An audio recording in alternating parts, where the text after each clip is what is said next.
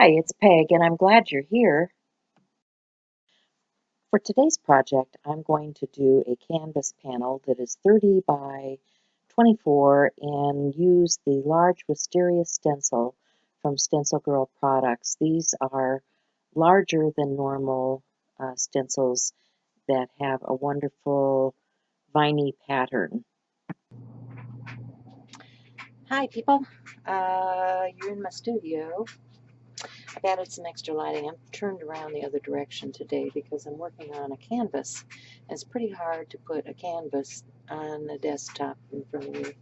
So I've got some colors out here. I'm not sure what I'm going to use. I have alizarin crimson hue, burnt sienna, quinacridone magenta, which you know I love.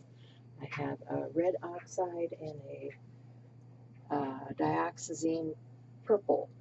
I'm going to put some protection on these guys. I've got some Art Guard. Oops, where are you? Art Guard. This is entirely different because I've got this camera up here and I'm over here.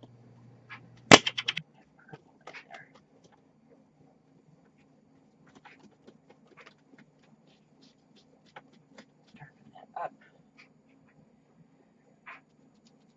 And then I will probably start bringing in a little bit of that magenta, that quinacridone magenta.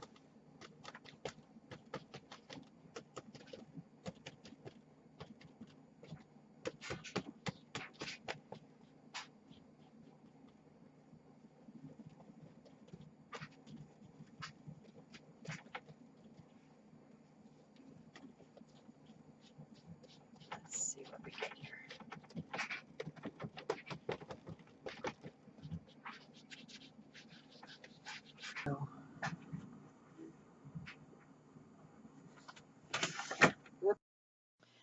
So after adding several layers for depth, I decided to come back in with the white to accentuate the shape of the leaves in the mask from StencilGirl. And I also decided I needed to add some of the eye zinc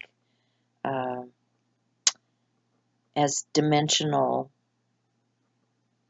element on top of the canvas. So I'm just using a palette knife through the stencil and applying several shades of eye zinc over the canvas.